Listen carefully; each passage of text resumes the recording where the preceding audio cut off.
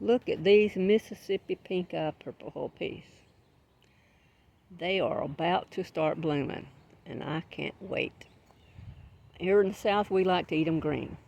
A lot of people save them, leave them on the vines, and let them dry. Well, if you do that, your vines just won't make very many peas because their whole lifespan is to reproduce themselves by making seed. And after they've made a few pods and you've left them on there to dry, they stop blooming and stop making pods.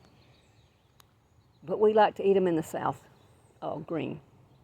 And these pumpkin vines have taken over. There's no way you could weed between them. And some of them even have baby pumpkins on them. And I don't know which. I know one that's in here that I didn't intentionally plant, and that was the crookneck. No, yeah, Canada crookneck. The reason I know that, see that little squash right there? Right down there. That looks like a Canada crookneck or a butternut. More like a Canada crookneck.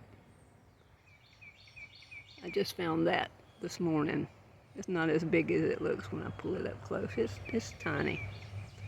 It's small, but it got pollinated or it would have already fallen off.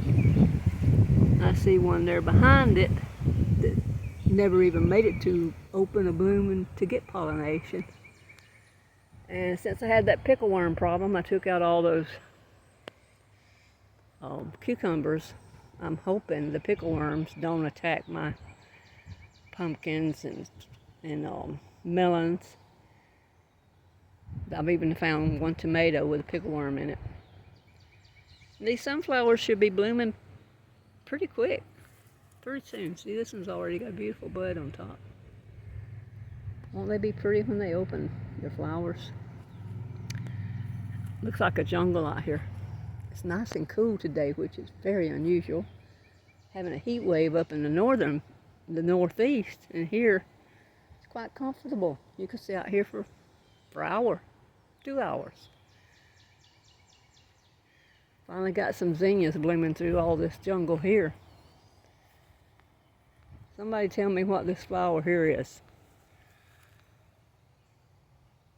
I don't think I want to grow it again because it's not pretty. The blooms are not much. I thought it would attract pollinators, but I haven't seen any bees around it. Zinnias are finally blooming. They're pretty, very pretty. And I got basil and I think a pepper in there. Yeah.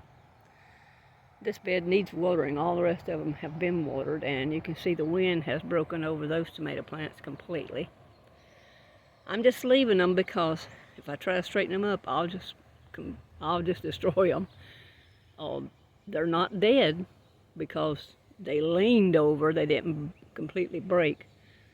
So the tomatoes on them will continue to grow and ripen.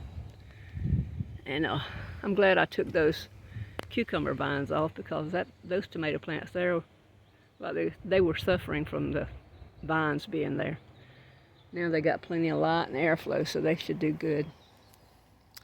I've been carrying a few that's blushing into the house, and they've turned a pretty bright red, so I guess I'll be canning tomatoes soon. I see a zinnia hid up under a pumpkin leaf there. It's the beautiful bloom, but it's completely hidden. I hope everybody's having a great week. God bless. Love you all.